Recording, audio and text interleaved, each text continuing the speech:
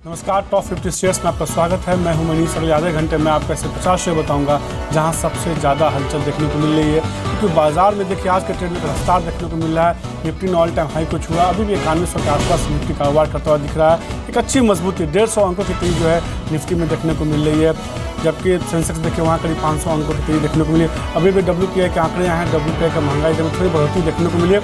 5.25% से बढ़ के जो है 6.60% के आसपास हुआ है। तो उम्मीद जताई जा रही थी कि WPI के महंगाई दर में थोड़ी बढ़ोतरी देखने को मिल सकती है। खासतौर पे आज जिस तरह से हमने देखा था कि पिछले महीने भी WPI के महंगाई दर में थोड़ी बढ़ोतरी देखने को मिली थी, क्योंकि खाद्य महंगाई में थोड़ी बढ़ोतरी थी, उसका असर देखने को था। कमोबेश यही ट्रेंड जो है इस तिमाही में भी देखने को मिला है, जहां जो है WPI महंगाई दर जो है 31 महीने के ऊपरी स्तर पर पहुंच गया है। करीब 6.5% के आसपास का WPI महंगाई होता हुआ दिखा है। लगातार बीते क्वार्टर्स में, बीते महीने भी हमने देखा था कि इस तरह का ट्रेंड देखने को मिला था। अलग सेक्टर वाइज देखना होगा कि क्या असर देखने को मिला। खासतौर पर खाद्य महंगाई पर नज़र होगी, उस पर कितनी बढ़त देखने को मिली है। नोटबंदी के करीब 3 महीने पूरे, 3-3.5 महीने पूरे हो चुके हैं, तकरीबन 4 महीने पूरे हो चुके हैं। अब उसका भी असर कहीं ना कहीं खत्म होता हुआ दिखा। अब डिमांड में भी थोड़ा ग्रोथ देखने को मिला है, तो उसकी वजह से कितना ज़्यादा WPI महंगाई पर असर देखने को मिला है। सेक्टोरल वाइज अब देखिए डेटा, तो प्राइमरी आर्टिकल्स का इन्फ्लेशन है, वहाँ थोड़ी सी बढ़ोतरी देखने को मिली। इसके अलावा फ्यूल और पावर इन्फ्लेशन है, वहाँ एक अच्छा खासा बढ़ोतरी देखने को मिली है।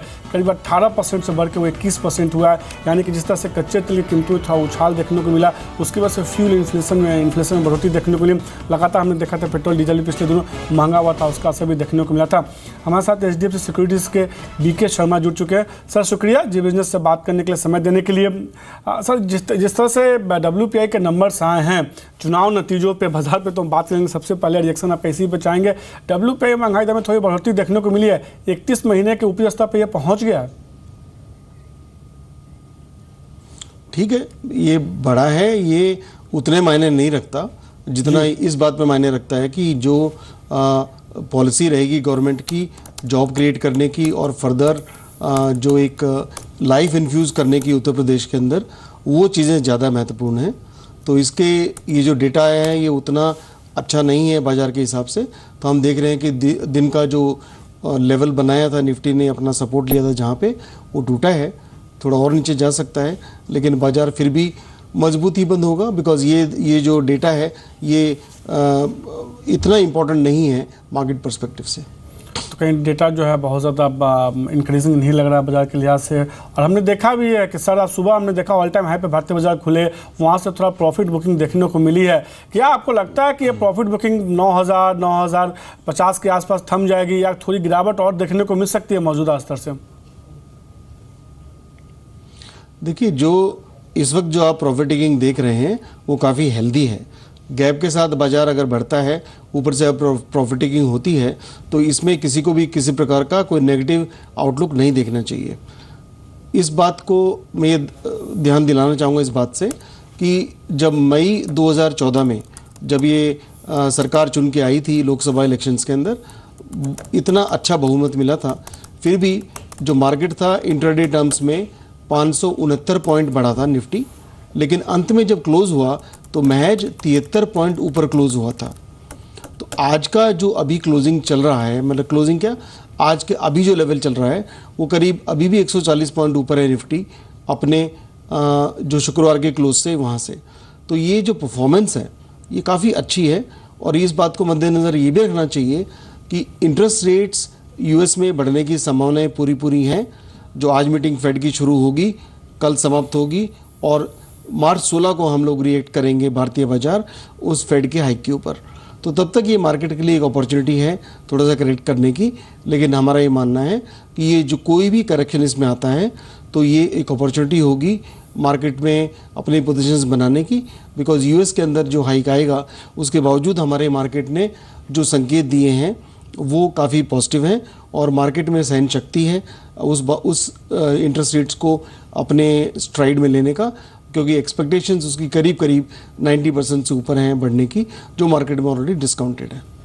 सर जिस तरह से आपने कहा कि प्रॉफिट बुकिंग देखने को मिल सकती है, आपको इस बात की गुंजाइश है कि यहाँ से निफ्टी क्या 9000 के आसपास स्टेबल होने की कोशिश करेगा, क्योंकि आप ऑप्शंस पे भी अच्छी खासी नज़र रखते हैं, या आपको लगता है कि नहीं यहाँ से एक पुलबैक वापस से जो 9000 का एक बेस बना चुका है बाजार और यहाँ से धीरे धीरे जो है अप ट्रेंड ऊपर की तरफ ही शिफ्ट होता जाएगा? देखिए, आज तो हमने जो उच्चतम हाई बनाया है और अगर हम 9000 पे भी बंद होते हैं, जो यहाँ से अभी भी काफ़ी नीचे है, तो भी ये एक नया हाई, क्लोजिंग हाई होगा। बिकॉज हमारे जो मार्केट है निफ्टी के, वो कभी भी 8996 के ऊपर क्लोजिंग टर्म्स में नहीं आए हैं। एक तो ये जो मार्केट में अगर हम ये देखें कि मार्च 2015 में जब मार्केट ने उच्चतम हाई बनाया था इंटरडे टर्म्स में 9120, और फिर सितंबर 2016 के अंदर या जो मार्केट ने एक हाई दूसरा बनाया था, वो लोअर हाई था, उन लाइन को जोड़े तो वो मार्केट कब का पार कर चुका है उसके ऊपर।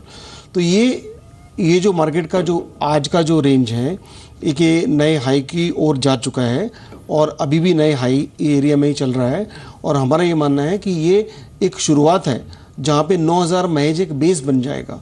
आप 1 या 2 दिन के अंदर वो अगर किसी भी कारण से ये 9000 के नीचे जाता है तो अतिशयोक्ति होगी। इसके लिए उसको भरपूर अपॉर्चुनिटी समझना चाहिए लेने के लिए। हमारा मानना है कि मार्केट अपने आप को तैयार कर चुका है 9450 का जो एक एक्सटेंशन है उसके लिए। और उसके बाद अगर हम साल भर का आउटलुक लें तो ये मार्केट अपने डिजिट भी चेंज करेगा। 4 डिजिट का निफ्टी 5 डिजिट का भी हो जाएगा और हमारा टारगेट करीब 10,438 का है आने वाले 1 साल के अंदर। यानी कि 10,438 का काफ़ी पॉजिटिव टारगेट, काफ़ी बड़ा टारगेट दे रहे हैं विकेश सर। सर आज के ट्रेड में देखिए यहाँ से अगर बाजार चलता है, खासतौर पे आज देखिए जैसे ही बाजार संभला, थोड़ी तेजी आई, हाउसिंग फाइनेंस स्टॉक्स में, बैंकिंग स्टॉक्स में एक अच्छी रैली देखने को मिली। सबसे पहले हाउसिंग फाइनेंस स्टॉक्स की लिस्ट देखिए, आज जैसी तेजी देखने को मिली, इंडाबुल्स हाउसिंग फाइनेंस, पीएनबी हाउसिंग, दीवान हाउसिंग, जीआईसी हाउसिंग, इसके अलावा एचडीएफसी, गुरु फाइनेंस, इंडाबुल्स, रेपको होम जैसे स्टॉक्स है जो अच्छे परफॉर्म कर रहे हैं। कुछ शेयर एफएनओ साइड के भी हैं, सब में एक अच्छी रैली देखने को मिल रही है। क्या सस्ते, अब माना जा रहा है कि सरकार जब नई सरकार बन जाएगी उत्तर प्रदेश में, उसके बाद सरकार की तरफ से कुछ और जो है पॉपुलिस्ट फैसले लिए जा सकते हैं, खासतौर पर सस्ती घरों का जो योजना है 2022 तक सबको घर देने की। क्या ये ट्रिगर आज हाउसिंग फाइनेंस स्टॉक्स को मजबूती दे रहा है और आपको लगता है कि इस सेक्टर में कुछ स्टॉक्स हैं जिसमें खरीदारी करनी चाहिए? जी, मेरे ख्याल से आपका जो चयन है सेक्टर का बिल्कुल उपयुक्त है। और मैं ये कहूँगा कि न सिर्फ यूपी के नतीजे जो आए हैं, बल्कि आप इनका जो कहना है मोदी जी का कि 2022 तक वो जो पूरे देश के अंदर एक सभी को घर देना चाहते हैं, हाउसिंग फॉर ऑल, तो उसका ऑब्वियसली एक ही हिस्सा है जिसको रियल एस्टेट कंपनीज़ के अंदर थोड़ा रिस्क लगता है, लेकिन हाउसिंग फाइनेंस कंपनीज़ वो जरिया हैं जिसके प्रति आप ग्रोथ को इनकॉर्पोरेट कर सकते हैं अपने पोर्टफोलियो में भी। तो यहाँ पे इस सेक्टर के अंदर ऑब्वियसली यहाँ पे स्टॉक्स ऊपर बढ़े हैं, नीचे भी मिल सकते हैं, लेकिन यहाँ पे अगर 2 या 3 साल के लिए इन स्टॉक्स को लिया जाए तो किसी प्रकार के नुकसान मुझे नहीं दिखता इन्वेस्टर्स के लिए। तो ये बिल्कुल उपयुक्त सेक्टर है यहाँ पे यूपी को प्ले करने का। कहने कि हाउसिंग फाइनेंस स्टॉक्स ऐसा सेक्टर होगा जहाँ पे खरीदारी करने की सलाह दे रहे हैं वीके सर। सर आज के ट्रेड में देखिए बैंकिंग स्टॉक्स हो, खासतौर पे सरकारी बैंक है, प्राइवेट बैंक है, सब में एक अच्छी रैली देखने को मिल रही है। ICICI बैंक, यस बैंक जैसे प्राइवेट बैंक है जो बेहतर परफॉर्म कर रहे हैं, JNK बैंक है वहाँ एक अच्छी तेज़ी है, RBL बैंक में मजबूती देखने को मिली है।